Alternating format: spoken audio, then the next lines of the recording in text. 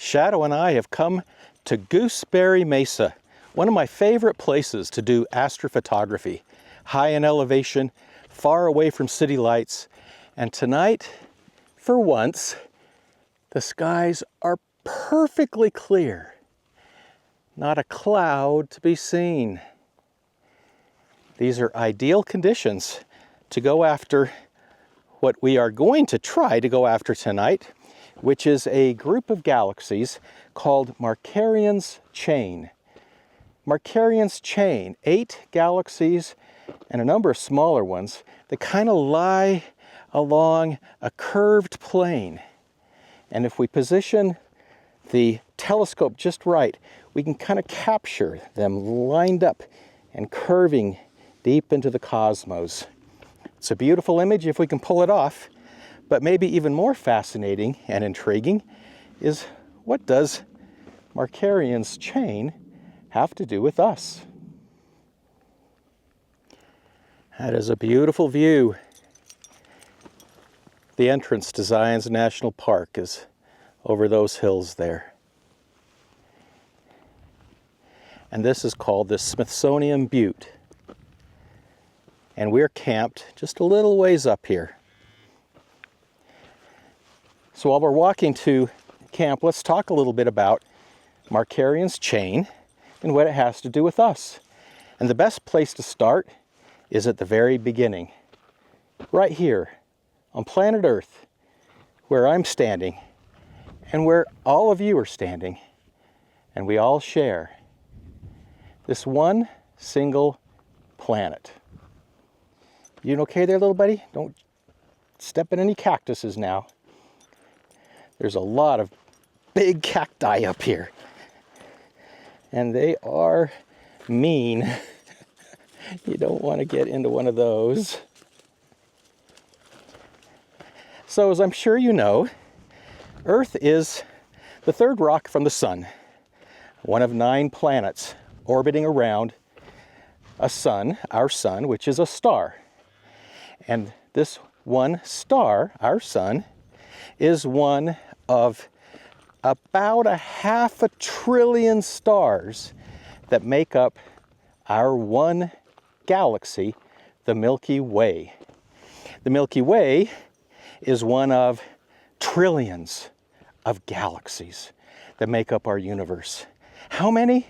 Well, before they launched the James Webb Telescope, they estimated probably about 2 trillion. Then they launched the James Webb, that could peer far deeper than any telescope we'd ever had access to before. And what did it see? Galaxies way beyond where they were supposed to be. In fact, some theorize there may be no end to them. So here our one little Milky Way, which is massive, is just one of trillions of galaxies in the universe. Well, what does that have to do with Markarian's chain? Well, these galaxies, they interact. And our one galaxy is part of what's called the local group.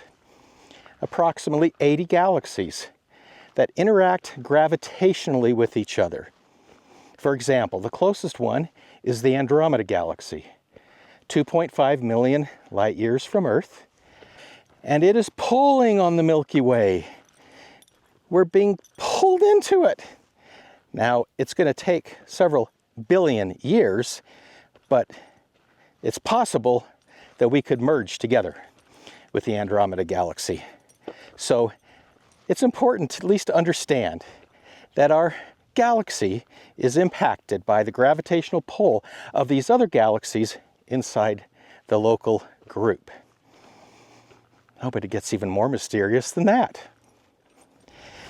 The local group is part of an even bigger group. Within the bigger group, which has thousands of galaxies, is another group, or you can call it a cluster, called the Virgo Cluster. It's the closest major cluster or group to the local group that we're a part of. The Virgo Cluster is gravitationally interacting with our local group. And it's drawing us towards it. So not only is our Milky Way being affected by the galaxies in the local group, but the whole local group is being affected by the Virgo cluster and is slowly being pulled towards it. Markarian's chain is part of the Virgo cluster. Now let's talk a little bit about that name Virgo cluster, because it can be confusing. When you look up into the night sky, there are a lot of stars. All those stars you see are in the Milky Way, our galaxy. And for thousands of years, people have looked up and given names to stars that, if you connect the dots, kind of form an image. Thus we have Leo the lion, or the Big Dipper, which is part of the Great Bear, or Orion, the hunter, and so forth. Virgo is one of these constellations. So Virgo is made up of stars in the Milky Way, and if you connect those particular stars, it comes up with the shape that we've given the name Virgo. So when we talk about the Virgo cluster, that's a group of galaxies. They're 50 to 80 million light years away from the Milky Way. They're not in the Milky Way. So why do we call them the Virgo cluster if they don't make up part of the constellation Virgo? Well, it's because when we find Virgo and we look in the direction of Virgo, once you go through the stars that make up Virgo and out 50 to 80 million light years, you see the galaxies that make up the Virgo cluster. So we call them the Virgo cluster because we have to look through Virgo to see them. So Virgo is a way of helping us find them. They're in the constellation Virgo. Well, not really. They're way beyond the constellation Virgo, but you look into the constellation Virgo to see them. Does that make sense? Because it can truly be confusing. So there you go. The Virgo cluster is a group of galaxies. Now, it's a big group, thousands of galaxies in the Virgo cluster. Our little group, our little local group, the local cluster, local group, is about 80 galaxies and a bunch of smaller ones. But that's why the Virgo cluster has a lot more gravitational force. So we're being pulled towards it. Eventually, our local group will merge in with the Virgo cluster. So we're going to have some mergings of galaxies within the local group, like the Milky Way and the Andromeda Galaxy. We're going to have some merging of clusters, such as the local group and the Virgo cluster. And that's why Markarian's chain is interesting. It's part of our future home. So there you have it. We're going to image Markarian's chain. And when you look at that beautiful group of galaxies along this curved plane, just think, we might be a part of that someday.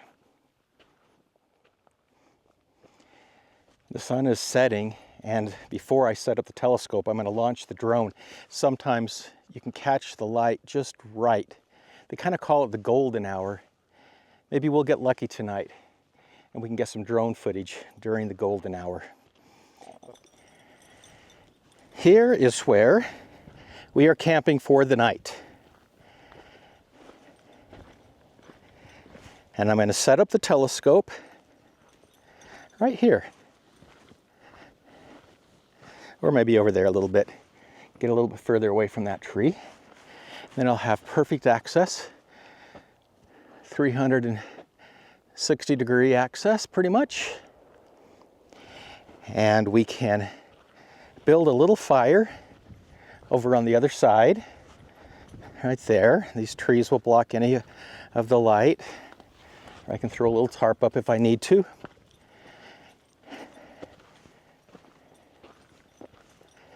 You know, this is truly one of my favorite places to come and camp. It's just so beautiful. I'll show you the drone footage and the final image that we captured tonight at the end of the video.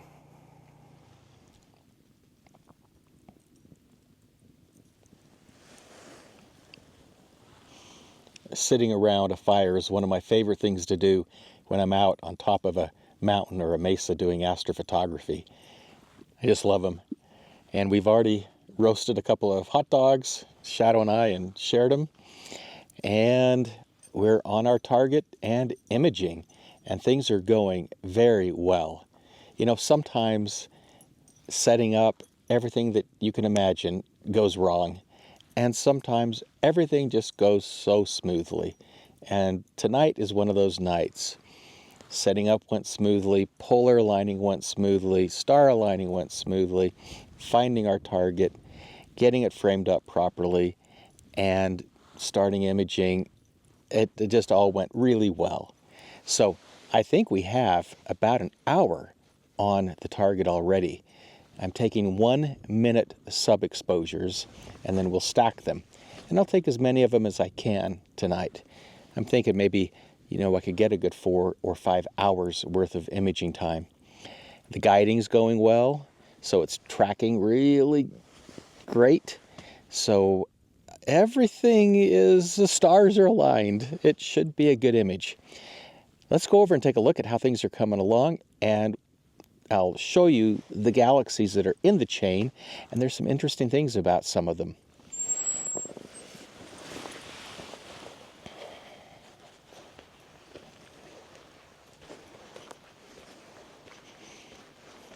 Camper.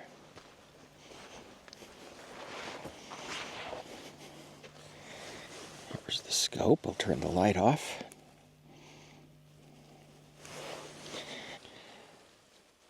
Okay, here you go. Now you're looking at a GoPro image of a computer screen. This will look a whole lot better when I'm finished and process this, and I'll show it to you in the end. But the 8 galaxies that make up Markarian's chain, 1, 2, 3, 4, 5, 6, 7, 8. But there's more galaxies in this image. So this is super cool.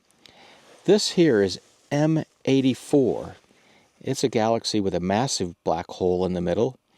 This one here is M86, and it's interacting with this galaxy up there, and they're linked by a filament of gas and dust that, because they're tugging on each other. I don't know if we'll catch that fine filament or not, but we'll see. These two here, they're called the eyes, and they too are tugging on each other. And there's quite a bit of violence going on actually between those two as they gravitationally pull on each other. Then we have these two here, and this one and this one. And down here, that is M87. That does indeed have a massive black hole with a plasma jet shooting out of it 5,000 light years into space. I've imaged just that before, and I've captured the plasma jet. And I think we are capturing it tonight as well. If so, I'll be able to zoom in on it when I show you the final image, and we'll be able to see it, I hope. Okay, so we are going to let the rig do its thing for as long as it'll go. Right now, it's 11:13. Okay, so turn the little light back on. There we go. Here's the little camper. And we're going to come back. I should go to bed. I actually have to work tomorrow. So, this is one of the coolest things about Gooseberry Mesa, where we're at, is I'm only about an hour from home, but I'm high in elevation, about 4,800 feet high in elevation. Light pollution-wise, this is a Bortle 2. That's very good. So it's a great place to image. And I can pack up in the morning and be home. You know, I put in a full day's work. So It's pretty cool. Very fortunate to live this close to such a great high elevation, dark sky place to do astrophotography. And I'm super excited about this image. I'm going to end the video here and just say, you know, I have a lot of fun making these videos. It's a labor of love. That's why I make them. I do rock hounding and astrophotography. I get more views on the rock hounding, and I love making the rock hounding videos, but there's something about imaging the cosmos and peering. We're looking millions of light years away. The Markarian's chain is 50 plus million light years away. We're looking at galaxies that are interacting with each other gravitationally. And I mean, we're seeing the violent forces of creation out in space. And we're a part of that, whether we know it or not. It's just mind-boggling to me. I love doing it. I love doing it. So, yeah, I'll pack up in the morning early and we'll take off. And I'll process this tomorrow. And we'll put together a video and we'll show it to you.